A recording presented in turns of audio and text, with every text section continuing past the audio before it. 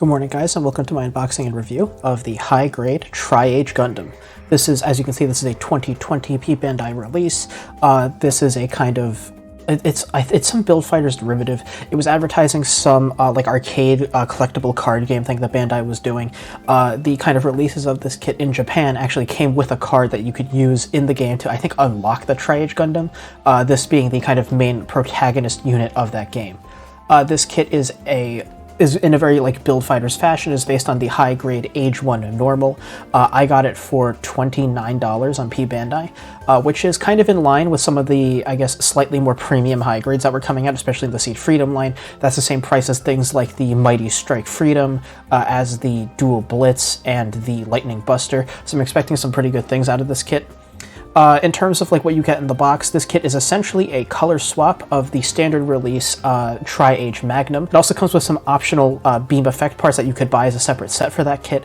This is just bundled in the box, and apart from that, this kit is in the colors of the Age-1 Normal, kind of very typical protagonist Gundam tricolors, as compared to the Try Age Magnum's very kind of full armor, like it's almost like an Alex Chobham armor color scheme, almost being like kind of very white and dark gray, like slightly blue tinted.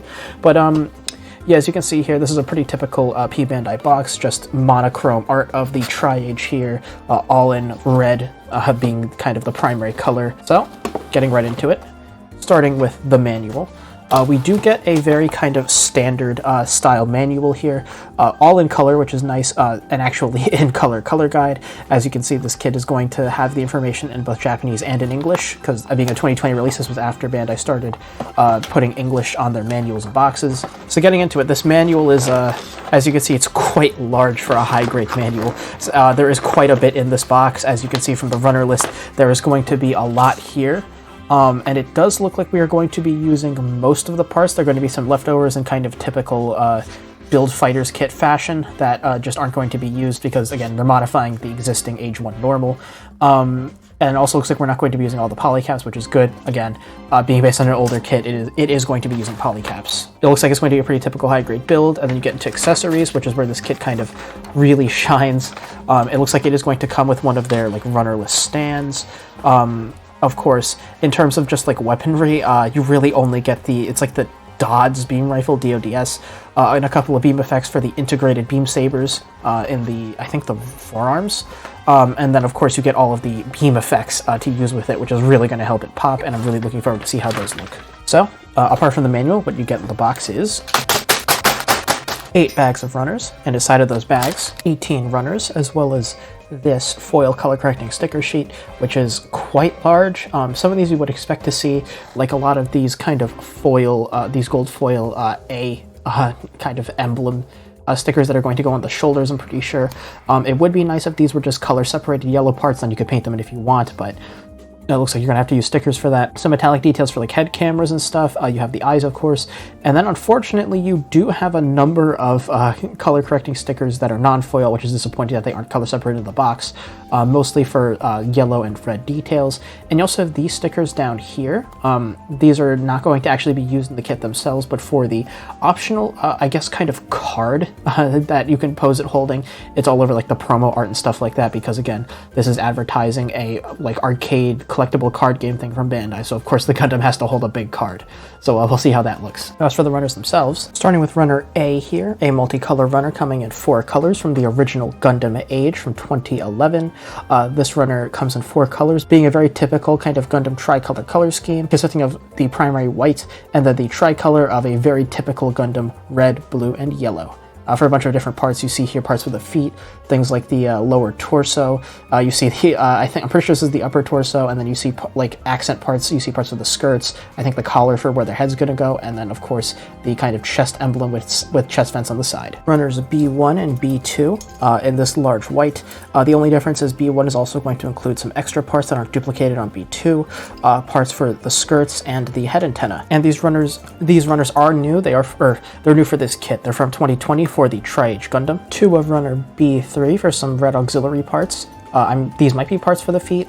Also from the Try Age Gundam, 2 very small runners. Runner C here from 2011's Age-1 Normal, in a kind of very dark primer gray for all of our frame parts, or for many of our frame parts. You also have parts for the hands. You have our holding hands here, an open expressive hand, inner parts for the shield, and a number of joint parts. Runners D1 and D2 are joined here, very interesting runners in kind of a clear dark red. For many of our beam effects that are going to be used with this kit, you have parts for like I think that they're called the Try Bird, you have the beam cape, the big like Try Blade, the Try Sword, I don't remember what exactly it's called on the back, and then you have some extra kind of like very sharp, almost like beam dagger parts. Runner D3, a very small red runner similar to Runner B3 for what is almost definitely feet parts. I'm not quite sure Runner B3 is then. Runner D4, comprising of a single part in blue. Runners E1 and E2, E2 being a copy of this small part of Runner E1 from the Try Age Gundam, still in that same kind of dark primer frame gray that you saw in Runner C, for a bunch of extra kind of frame and joint parts, as well as the parts you're going to need for the DAWG rifle. Runner F1 and F2 here, in white from the Try Age Gundam, going to be many of our other white armor parts. Alright, so now for different effect parts, apart from, of course, that Runner D1, we have Runner SB9 here for 2 of our different beam effect parts, 2 kind of standard length, 1/144th scale ones, and 2 short length ones. As you can see here, they use rectangular tabs, very similar to what you would have seen with like the 00 beam effect parts. Being based on a 2011 high grade, this kit is going to be using polycaps, this large sheet of 1/144th scale polycaps from PC001. A runnerless stand that comes with this kit. Very nice to see that it comes with a stand, even if it's not a particularly nice one. You see these stands a lot in some of the Build Divers kits, like I know, like I think the Jupitive comes with one. I'm pretty sure the Calibarn came with another one. These do the job. They'll just prop it up in the air. There's really no articulation to speak of, and they're not the greatest, but again, they're fine for what they are. And the one new runner that comes in this P Bandai release, Runner CE2. For these beam effect parts. Of course, you have 2 different kind of beam saber like beam effect parts here, much longer than the typical ones. You have a kind of standard length 1/144th scale beam effect part here, and then you have a bunch of different kind of ring parts, along with this very long like lightning part for kind of making the firing of like a charged beam rifle shot look much more impactful. So I'm interested to see how these are going to look with the kit. So with all those runners out of the way, I will see you after the build. Okay, so I did actually miss one of the runners. This is just a small runner on the side. Runner CE1 for a small effect stand for holding up the kind of lightning beam effect part. It doesn't actually attach onto the rifle in any way. You just kind of hold it up in front of the beam rifle to create the illusion that is being emitted from the beam rifle. So I'm interested to see how effective that illusion is in actually kind of fooling the eye into thinking that the beam rifle is actually like emitting those effects. So with that out of the way, for real this time, I will see you after the build. Alright, welcome back. Here's the high-grade Try Age Gundam, snap-built and panel-lined. So I did end up painting some of the parts of this kit instead of using the stickers. It was pretty much just the parts in the kind of that metallic gold color. I just used an EX yellow gold Gundam marker, and on the parts that needed red stickers, I just used standard red from the Gundam marker set, the basic marker set 1. And this kit is certainly interesting. It's not that interesting build-wise. It's mostly in kind of the accessories and aesthetics. So in terms of the build, it's pretty much just your run-of-the-mill high grade. A lot of things are very kind of simplified. It's mostly like 2 armor parts sandwiching together, some polycaps in between, maybe some joint parts for parts like the elbows, knees, and shoulders. And it's pretty simplified, but again, it's a pretty typical high grade. There's only really a few parts where it kind of impacts the visual appearance of it. Again, very typical high-grade fashion. Yeah, outside of being a very typical high-grade build, the build for this kit it gets a little monotonous towards the end, especially when you're building kind of the accessories. You need to build duplicate parts a lot. Each of these shoulder parts, you're just building the same thing 4 times in a row. The I think it's called the tri-frame holder on the back, is a couple of like duplicate assembly parts at the beginning. Again, in typical high-grade fashion, it gets a little monotonous, so just be prepared for that. Apart from that, it's just your standard high-grade build with not really much in the way of surprises or I guess gimmicks or things like that in terms of the build. Aesthetically, this is where this kit's very interesting, because it's a very kind of, in very typical Build Fighters fashion, it's very much a hodgepodge of different kind of aesthetic language. That tri-holder on the back almost evokes a kind of tactical arms from the Astray Red Frame Kai, in the way that it can turn to different forms, and it forms a triangle on the back in its kind of default state. The very large shoulders with many angled parts does kind of give off a Seed vibe with the very kind of over-the-top angular design of them. And the legs are very much, for some reason, kind of AOZ reboot-like. Again, it's very odd with how like kind of thick the lower legs are with the booster units and such.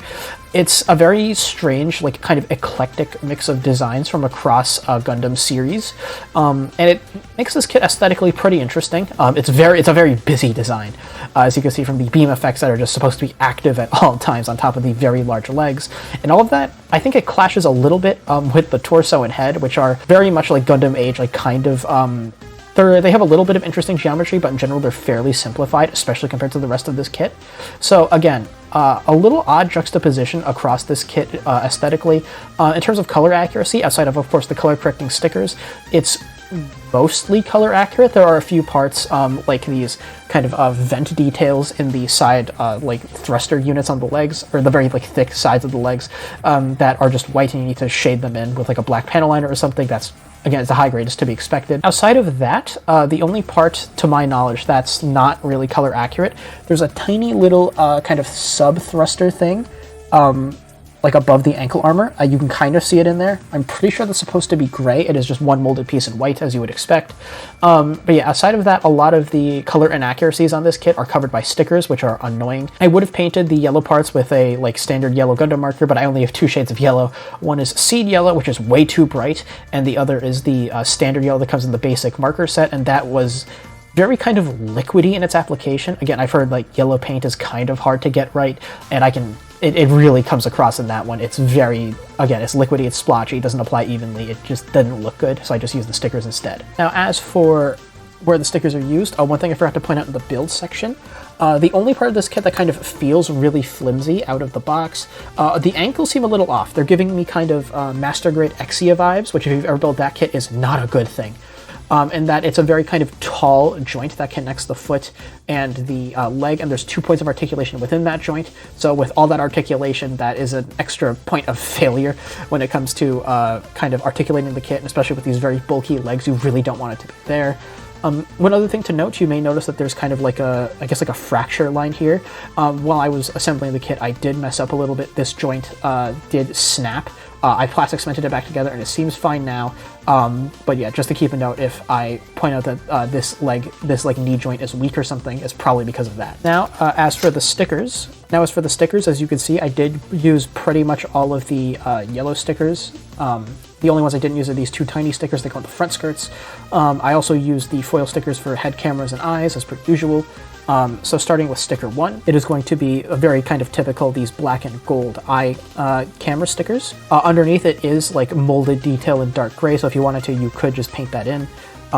Sticker 2 is going to be this very interesting kind of front head camera here, black kind of bordered by gold. Sticker 3 is going to be this gold foil rear head camera. Sticker 4 you get 4 of for these kind of golden A emblems on the shoulders that I just painted in with a EX yellow gold Gundam marker, and it looks pretty nice painted in like that. Oh, so that's sticker 4 and 5. 4 is for the left side, and 5 is for the right side. Sticker 6 is going to be for this kind of chest emblem here. I did paint that in.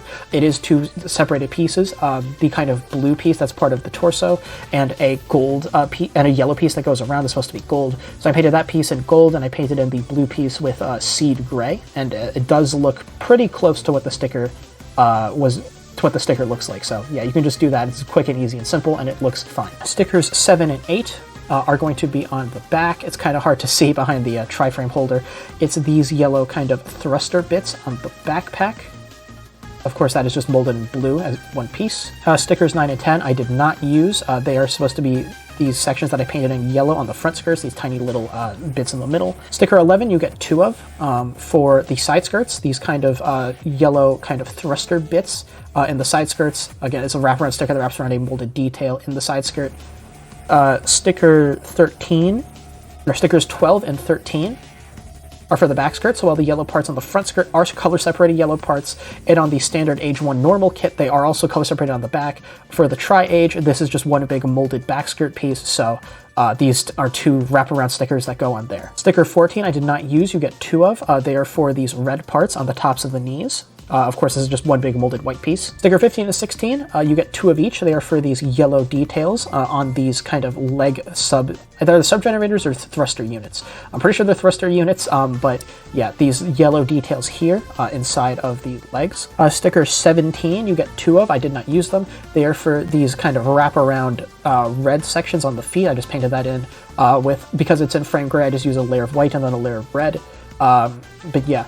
Those are supposed to be stickers because they just come in gray on the runner. Stickers 18 and 19 those are also reasonable stickers. They're not on the kit, they're on one of the hand options, of course, for the card holding hand here. Because again, this is all just molded in gray on the runner for the hand part. So yeah, you get a sticker for the front and the back to kind of replicate the fact that this is holding up a card, which is pretty cool.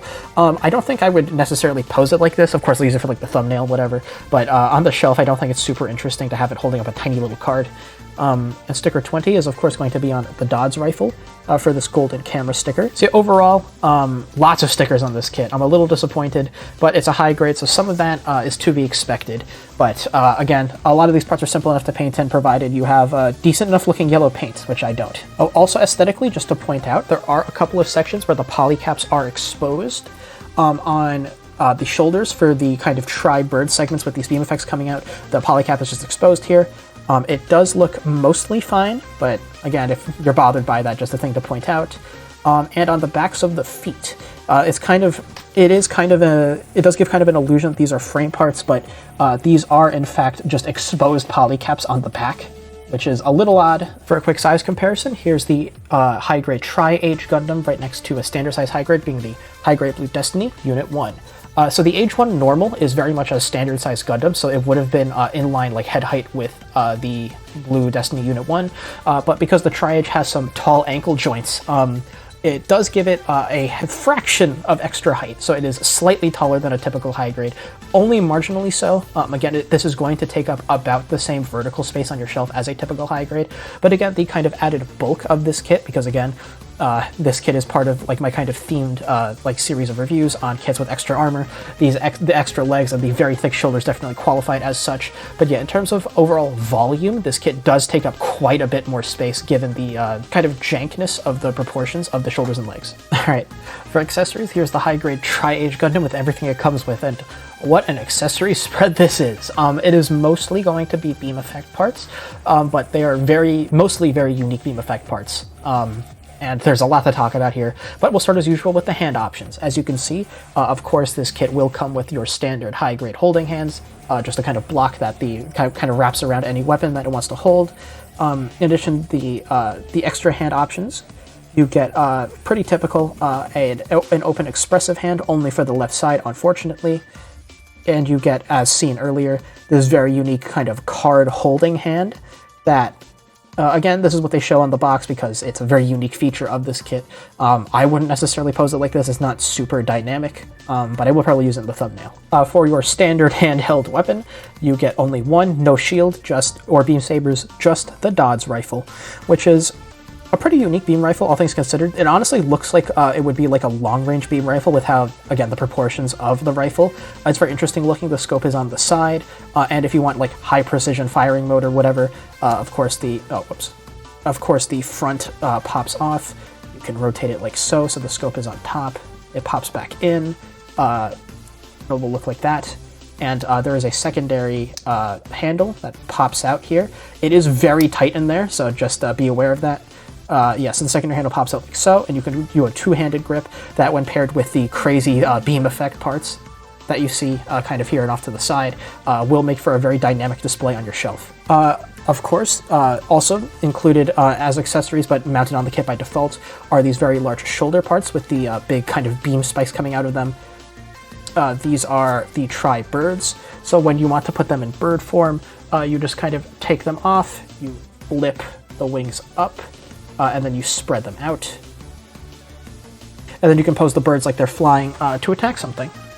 And of course, you have a 3mm hole right here to mount onto any standard like action-based, a 3mm peg that you have 2 of in this kit, which is very nice. In addition, the other kind of main accessory of this kit is going to be kind of on the back at all times. It is going to be the tri-frame holder. So of course, by default, it's just kind of inactive in this big triangle on the back. You can open it up, and as you'll see later, you can attach the beam cape beam effect onto it while it's opened up like that, and it does give this kit a lot of presence on the shelf. It looks very cool, and you'll see that in a bit. But of course, you can take it off of the back, and then while it's off the back, you can open it up, slide the handle out, and then when combined with this very large blade beam effect, which you will see in the posing section, and these 2 smaller beam effects to form like a kind of cross guard out the side, you can turn it into I think it's the tri-slash blade, which is a giant beam sword. It's very cool. And to hold it, you do have this adapter piece that will go onto the runnerless stand that comes with the kit. So you can either use it to prop up the Try Age in the air, or by removing the top part that actually clips onto the Try Age and inserting this, you can just rest the blade kind of in the groove on the stand and just prop it up like that, because it is going to be very large, and by extension the weight balance is going to be very off. The Try Age will have trouble holding up the tri-slash blade, so yeah, you will need the stand to go with it. And then you have this kind of extra handle part that you can clip onto the tri-slash blade to extend the handle out. The manual describes it as using this part to freely attach weapons. I have no idea what that means. If you know, just let me know in the comments below.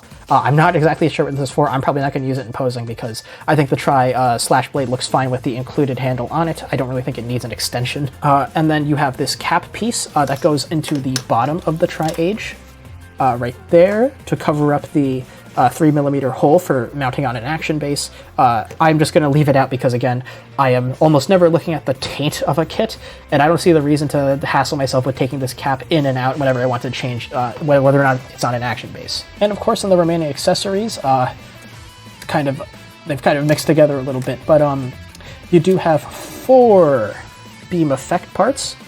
2 long, 2 short, and that kind of double O, very kind of flat style with the rectangular mounting pegs to use with the beam sabers on this kit. They are not separate handheld beam sabers, they are built into the forearms, and I don't know how well you can see that inside of this like kind of nook here, there is a slot to place the beam effect. And then all of the remaining parts that you see here are unique to the Try Age. They are the beam effects to use with the DAWG rifle.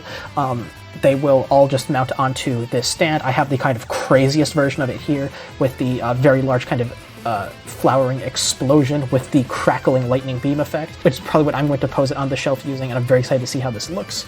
Of course, in addition, you also have a slightly different flowering explosion here, 2 kind of beam ring effects in different sizes, and then more kind of calm firing beams. You have 1 short, 1 long and thin, and 1 long and thick, depending on how you're feeling that day. So yeah, pretty insane accessory spread. I'm very excited to see how a lot of these look. I'm probably not going to be using all of the added beam effects, probably not the flowering one or both rings. I'll probably just show 1 ring, and then the flowering effect I have on it right now. But yeah, getting into articulation. Starting with the head, it is going to be on a double ball joint polycap, which will give you a pretty typical, it's very hard to see with these giant bulky shoulders, upward look, and a nice downward look. But again, if you've ever worked with this polycap ball joint, you'll know that this is pretty typical as long as the collar doesn't get in the way, which on this kit it does not. And you will, as always, get a full 360 spin and some side to side tilt. As for the shoulders, the Try Bird is on a separate peg on the shoulder, so you can rotate them around. Really, the only reason you would do this, there's a pose in the book that they called, I think, Try Age Eternity shooting, where the tri-slash blade is in like a big firing pose, shooting out a large, like the beam blade. So the shoulders will be raised up like this when you do that, or there's not really reason to do so. You can rotate the wings of the Try Bird to get them out of the way, and the actual laser, or the actual beam kind of wings themselves can slide out and in. As for shoulder raises, it will rotate separately of the joint, but there also is a hinge built into the torso that allows the shoulder to go quite far up. Unfortunately, with how bulky the shoulder design is, even if we kind of pivot it out of the way a little bit, Actually, you can't even really pivot out of the way. The most you'll get for arm raises is about 90 degrees, because again, this shoulder is extremely bulky and gets in the way. If you remove the Try Bird, you do get a little more than 90 degrees, but not much. Not much more. Of course, you do have rotation in the upper bicep, as you would expect, and a double joint in the elbow. We'll give about a 135 degree bend. Pretty typical for a high grade. Again, this kit is a bit annoying to pose with how large and kind of in the way a lot of the armor parts are with these shoulders and the elongated side skirts. For torso then, you will get a slight forward ab crunch and a slight backwards ab crunch, which I'm fine with, because again, this kit's kind of unwieldy. I really wouldn't want it to have like a crazy ab crunch and then have it constantly deal with it like flopping while you're trying to pose it. You will get some side to side, but not much before it pops out of the polycap. And of course, you will get full 360 degree rotation. For the backpack then, you've already seen the articulation of the tri-frame holder, but it can swing up in a very kind of, if you want to pose the cape kind of flying behind it, it can swing upwards in a kind of, again, like tactical arms astray red frame style. For the waist then, these skirts, the front skirts are together on the runner. You can't clip them apart. I have not. They will go up about 90 degrees. Again, these knees kind of very much get in the way, so be careful that you don't snap something. These side skirts they feel very loose on this kit. The polycaps aren't the greatest, but yeah. They are on a polycap ball joint and will do ball joint things. The back skirts are on a big cylinder assembly, which means they can rotate together. You cannot snip these apart, otherwise they will just slide out extremely easily.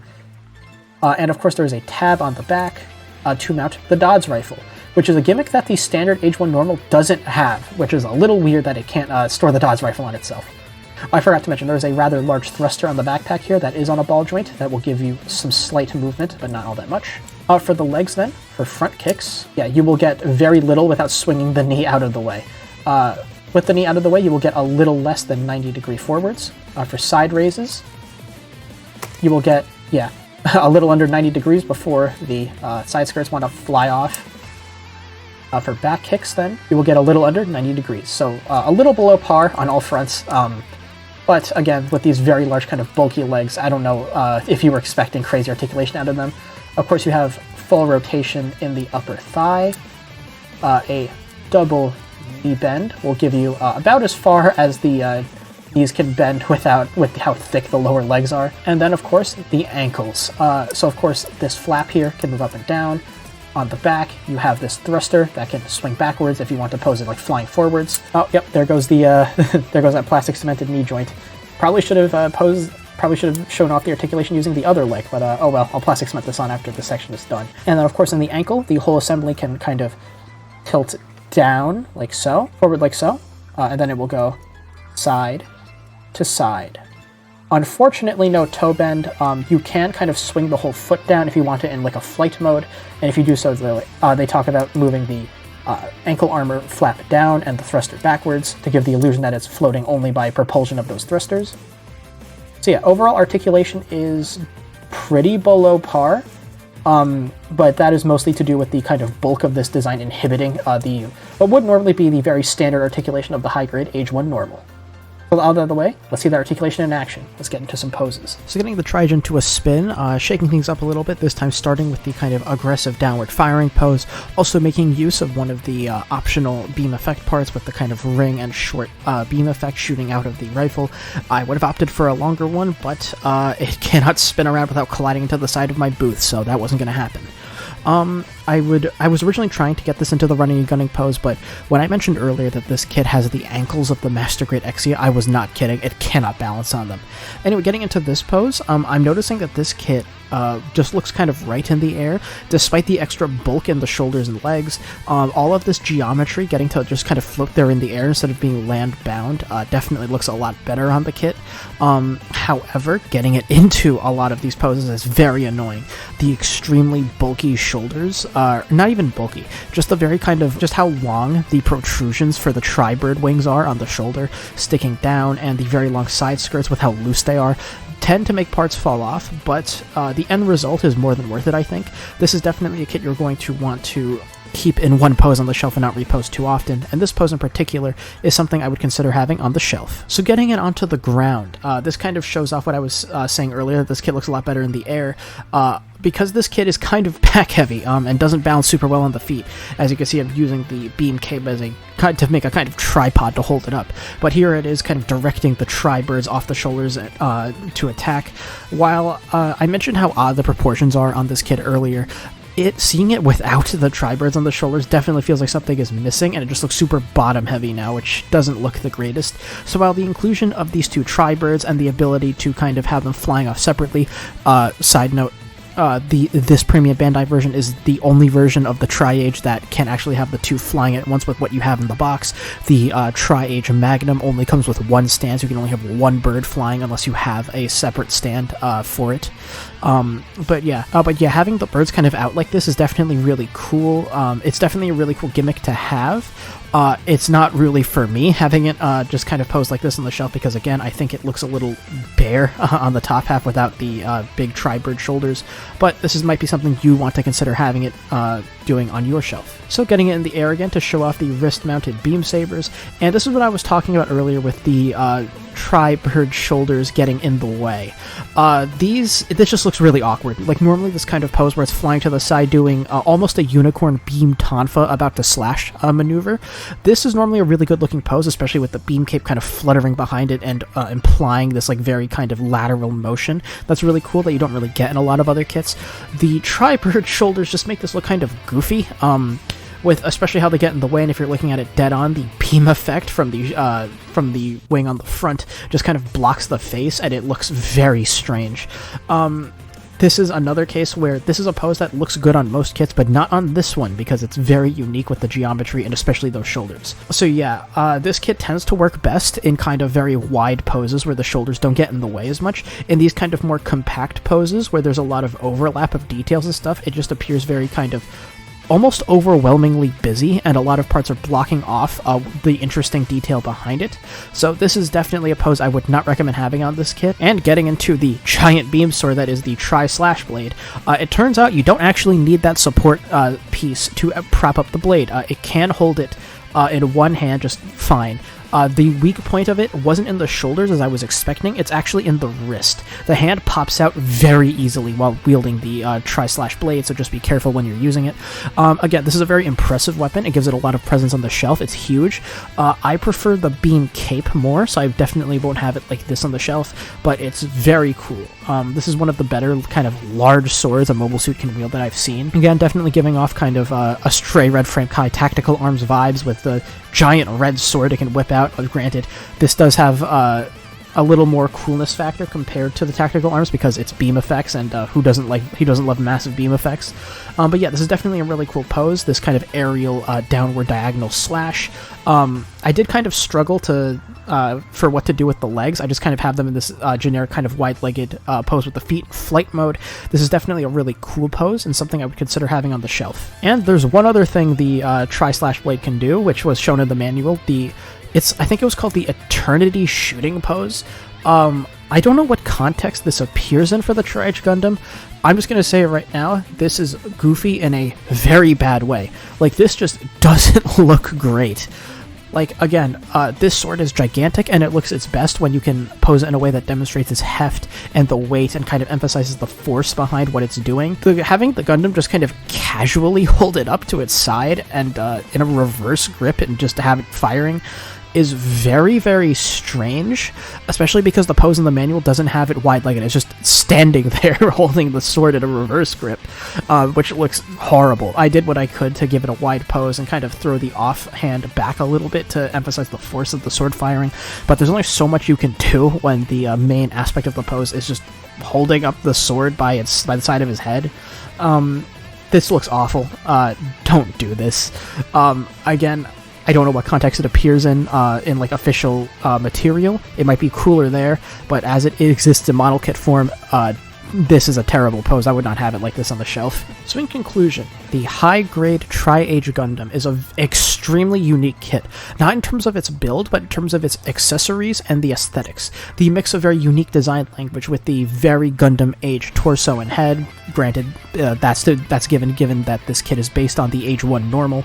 The very seed over-the-top shoulders with the tri-bird shoulder extensions, the tri-slash-sword tri-frame holder, giving kind of a stray tactical arms vibes, and the very advanced Zeta-like lower legs with how thick they are with the booster units. This kit blends a bunch of different kind of design philosophies and series together. It's a very eclectic look, and being this unique with this many unique aspects with the tri-slash blade, with the beam cape, with the tri-birds, with the many beam effects you get in this box, all of that helps to give it a kind of extremely unique shelf presence that most other kits don't have. This is definitely a unique addition to your kit. It will stand out on the shelf. It looks great from any distance, and it'll look even better if you can get decent yellow paint instead of those color correcting stickers. I don't have that, unfortunately. And if you can find, I don't know if they exist, but if you can find third-party water slide decals for this kit, and top coat, I think this kit would look extremely good in a gloss top coat.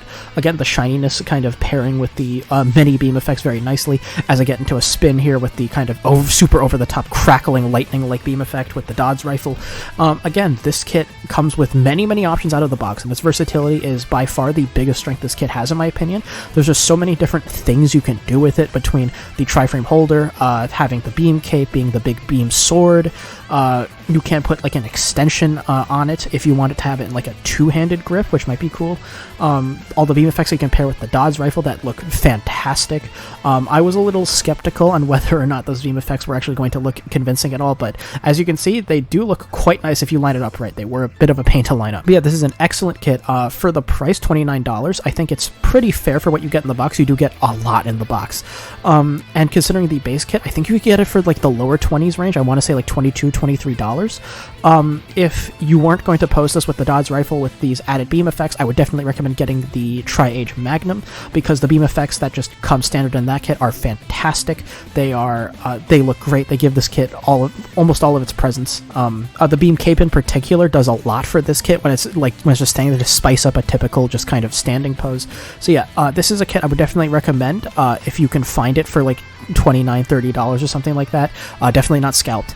And if you're not a fan of the added beam effects, definitely consider getting the Try Age Magnum. So that was my review of the high-grade Try Age Gundam. What do you think of this kit? Let me know in the comments below. If you like reviews like these, please consider subscribing to my channel. If you like this video, give it a like. And I will see you next time as this kind of series of reviews continues with heavily armored kits, when I take a look at the Gundam Base Limited Gundam Age-1 Wear System Set Clear Color version. I'll see you then.